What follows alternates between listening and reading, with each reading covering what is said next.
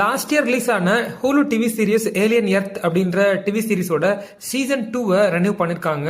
So இது Disney பிளஸ்லயும் அவைலபிளா இருக்கு. இந்த சீசன் 2 ஹாலிவுட் ஆக்டர் பீட்டர் டிங்க்லேஜை கேஸ்ட் பண்ணிருக்காங்க.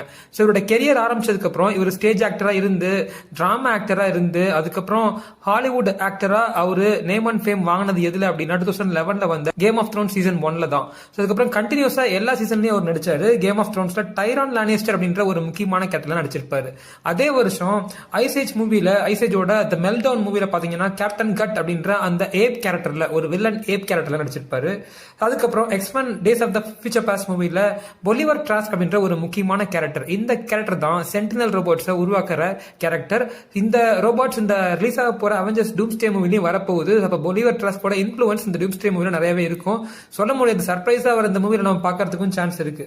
அதுக்கப்புறம் ஆங்கிரி பேர்ட்ஸ் 2 மூவிலையும் பாத்தீங்க அப்படின்னா மைட்டி ஈகிள் அப்படின்ற கேரக்டருக்கு வாய்ஸ் பண்ணிருப்பாரு. ஸோ இந்த வருஷம் டிசம்பர் மாசம் ரிலீஸ் ஆக போற ஆங்கிரி பேர்ட்ஸ் 3 இவரு அவரோட கேரக்டரை ரீப்ளேஸ் பண்றாருன்றது தெரியல, வெயிட் பண்ணி பார்க்கலாம். முக்கியமான ஒரு கேரக்டர் என்ன அப்படின்னா 2018 வந்த அவெஞ்சர்ஸ் இன்ஃபினிட்டி வார் மூவில எட்டிரி தி ட்வார்ஃப் அப்படின்ற ஒரு கேரக்டர்ல நடிச்சிருப்பாரு. எல்லாத்துக்கும் இந்த கேரக்டர் ஞாபகம் இருக்கும். பிகாஸ் தோரோட ஹேமர் உடஞ்சு போனதுக்கு அப்புறம் தானோஸை டிஃபீட் பண்றதுக்கு தேவையான ஒரு வெப்பன், அந்த ஸ்டார்ம் பேக்கரை கிரியேட் பண்ணி கொடுக்கறது நம்ம எட்டிரி தி ட்வார்ஃப் தான். அதுக்கப்புறம் இந்த இன்ஃபினிட்டி கான்லெட்டையும் தான் தயாரிச்சிருப்பாரு. தோரோட ஹேமர் தான் தயாரிச்சிருப்பாரு.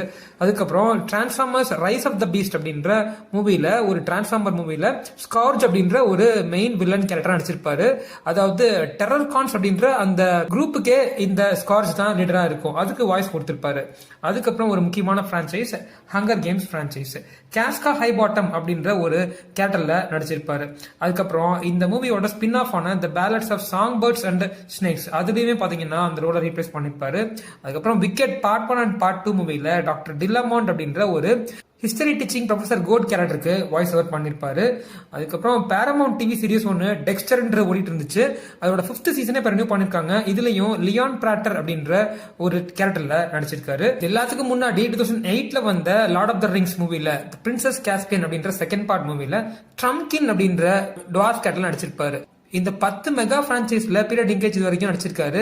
11வது அவர் நடிக்க போறது தான் இந்த ரிட்லி ஸ்காட்டோட ஏலியன் பிரான்சைஸ் ஏலியன் எர்த் அப்படின்ற அந்த சீரிஸோட சீசன் 2 அபிஷியலா கேஸ்ட் பண்ணப்பட்டிருக்காரு.